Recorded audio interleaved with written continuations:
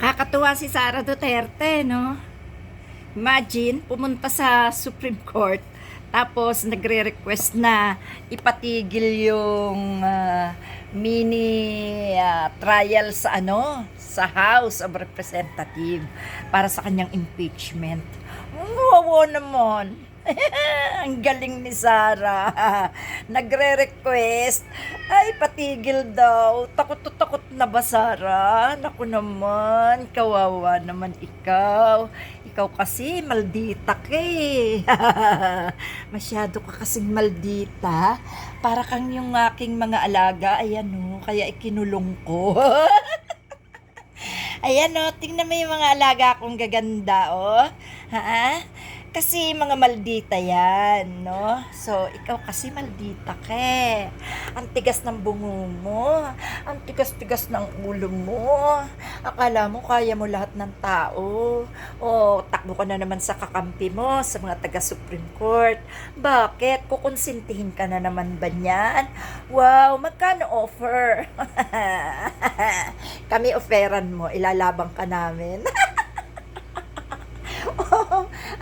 Naku po, Diyos ko po, patawarin. Ikaw. Naka, tunay ka naman, Sara. Lahat na lang ng pagkakalat ginagawa mo. Tawa ako sa'yo.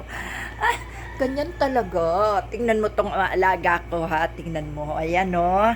Ayan. Mga maldita kasi yan, oh. Kamukha mo nga, eh, oh.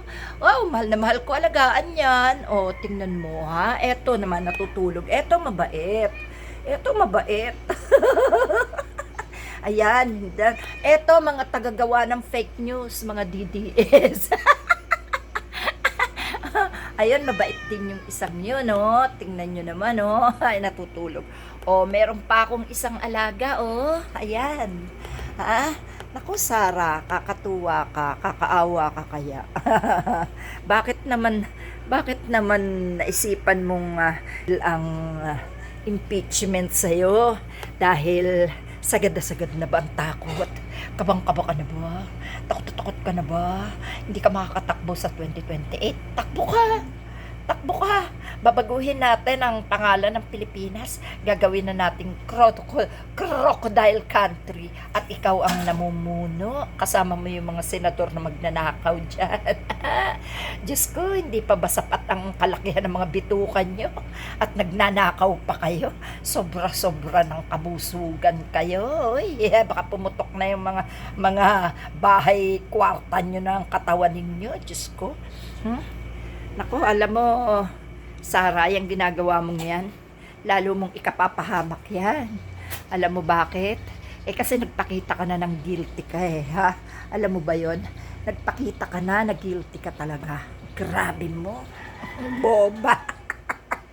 Alam mo kung ako sa'yo, tahimik ka na lang dapat na humarap. No? Tapos, ang katotohanan ng ilantad mo. Ano kung may masagasaan ka? Nadawit din dyan sa confidential fund mo. Sa katatakip mo sa mga kasabwat mo na lumulustay ng confidential fund. Sa'yo lahat nabunton. O ano ngayon? Pinagtanggol ka ba? Hindi.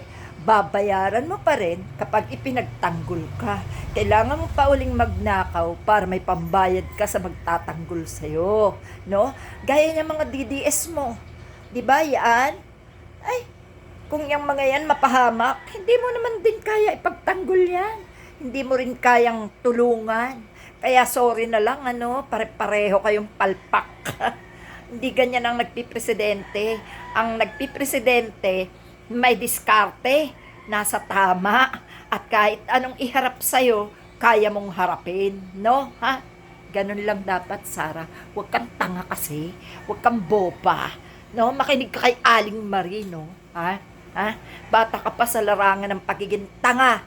Kung ikaw ay magtatagal dyan sa gobyerno, tatanda ka na lang na tanga. No? Ha? Okay. Sige, galingan mo. Hoy, mas malaki na sigurado ang bayad pag nakiusap ka para wag kang ma-impeach. Woohoo! Talaga naman, oh.